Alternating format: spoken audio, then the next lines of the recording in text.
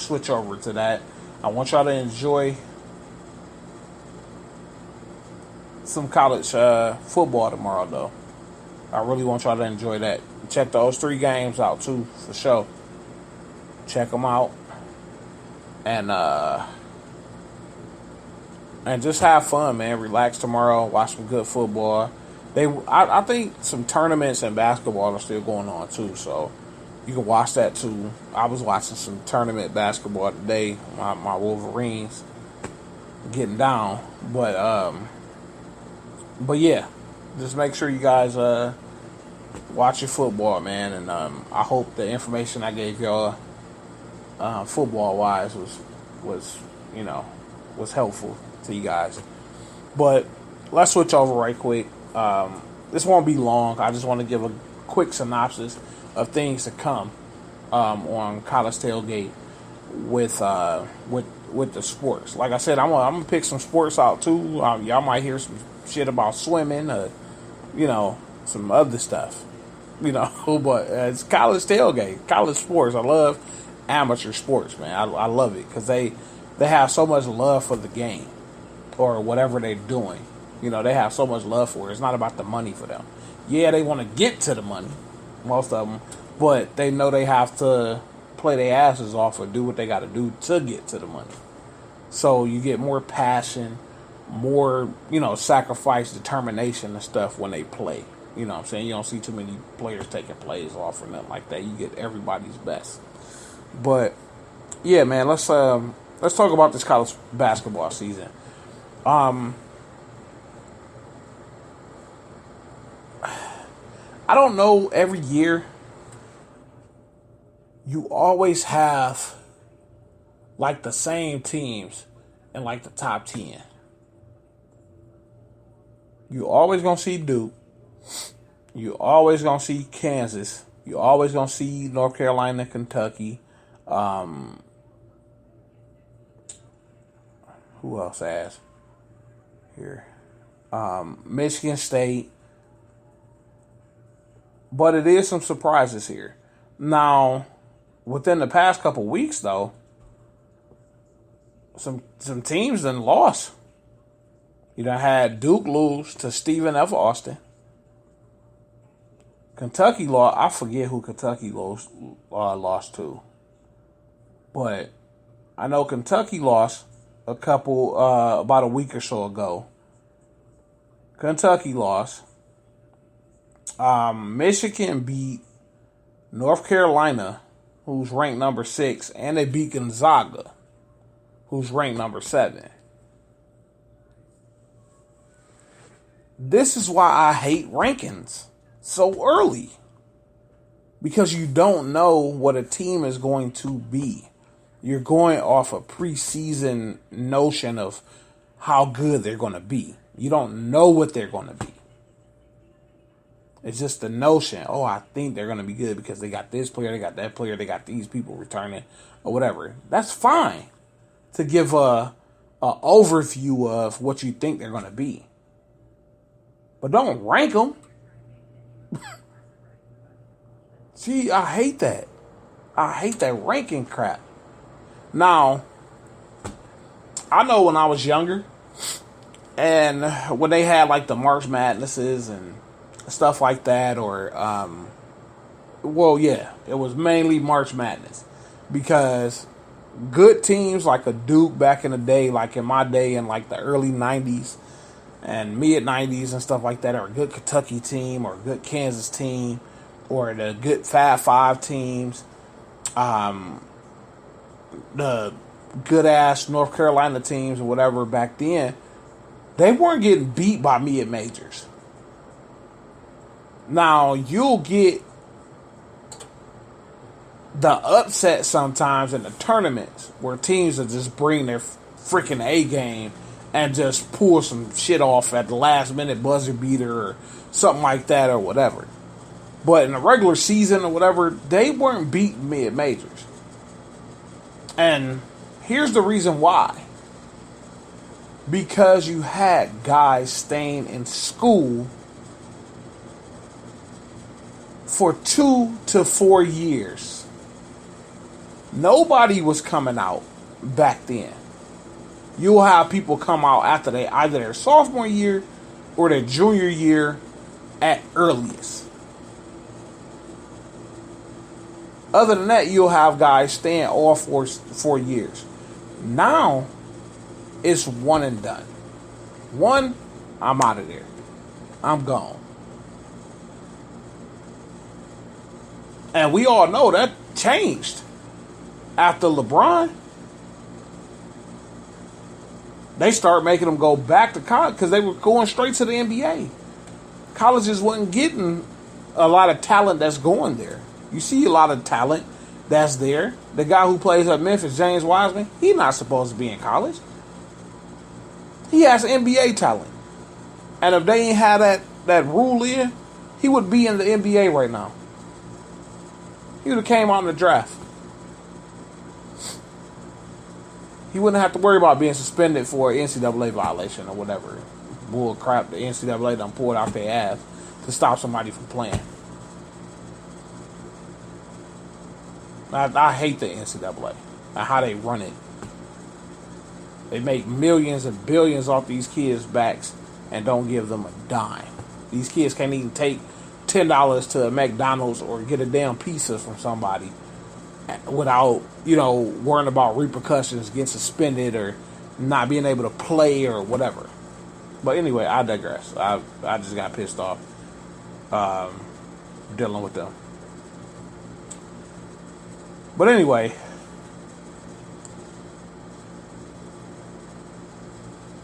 people were staying in school.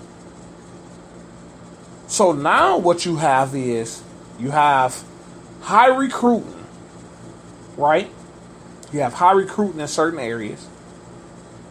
And a lot of 3 and even 4-star recruits don't have anywhere to go.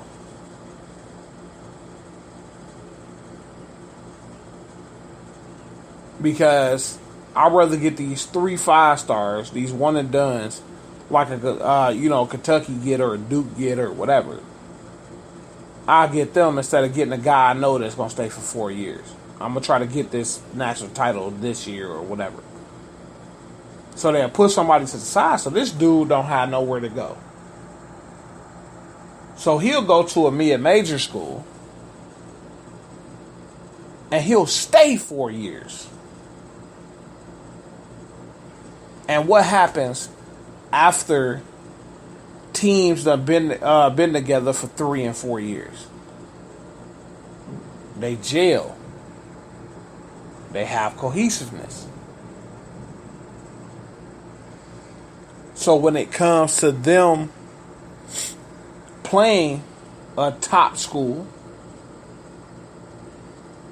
they can compete. They have a lot of. I was actually talking about this with a guy I used to coach basketball with, and he was talking about the IQ of a basketball player. Skills, just regular basic basketball skills. Knowing how to actually play the game correctly and just the knowledge of the game. And when you look at the NBA, when I look at the NBA, I can't really watch the NBA for more than about 30 minutes. And 28 of it is just for the love of it. Just for the love of watching basketball. And hear me do the podcast more and more, when you guys hear me do it more and more, you'll get that I hate watching with a passion. I can't stand it. Watching bad basketball. It makes me nauseous. Because to see the game actually played the right way, actual defense being played, actual offense being played against good defense,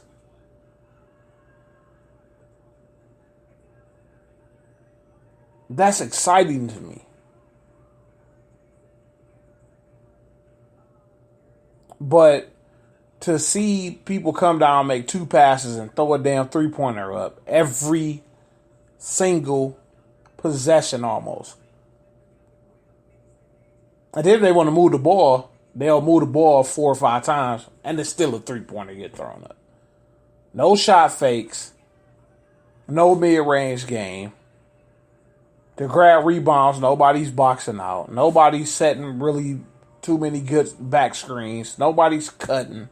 Nothing. So when these high school players go to college, they don't possess a lot of basic skills to play basketball. They have no IQ. They have what you call is pure athleticism. They're just raw. So you get this raw player that's undeveloped going to a university, and he can get a little bit of coaching. But just imagine a 5-star athlete getting 4 years of coaching from a Coach K, a Coach Calipari, somebody like that.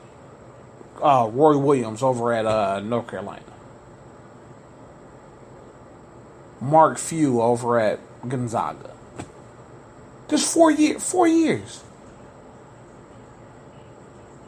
Imagine what that player would be when they go to the NBA. That's why the 80s to like the mid to almost, to pretty much the late 90s,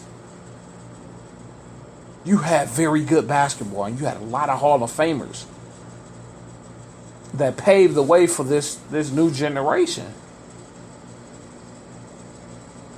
Those guys had people up in their face. They got hand checked. They got foul hard. They had to develop a mid-range game. They had to learn how to dribble. They had to learn how to play without the ball. So that's why a lot of these mid-major teams are beating a lot of the top teams early. You see, Duke lost at home. They lost at Cameron Indoor Stadium to Stephen F. Austin.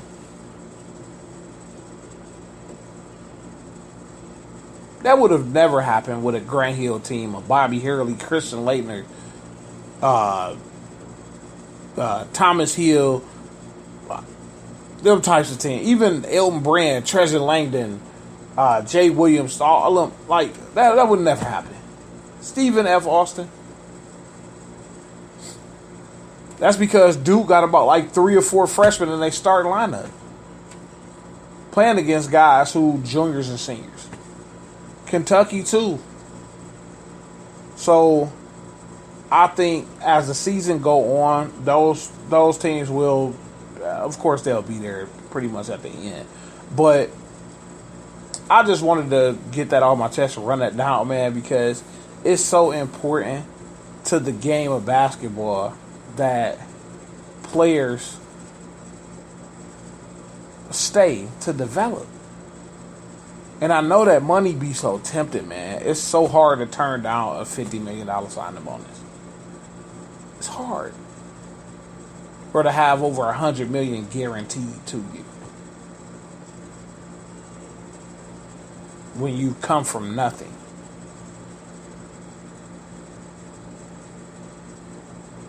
So, I mean, it's understandable, but oh boy, I just want to see better basketball, man. I do. But as far as the information goes, man, it's a lot of tournaments that's going on now. They do like next week. I think they're doing the ACC Big Ten Challenge, which I love. I wish they would have had that back in the day. When I was watching college basketball back in the early 90s. But yeah, the tops of the ACC play the Big Ten, stuff like that. I love it.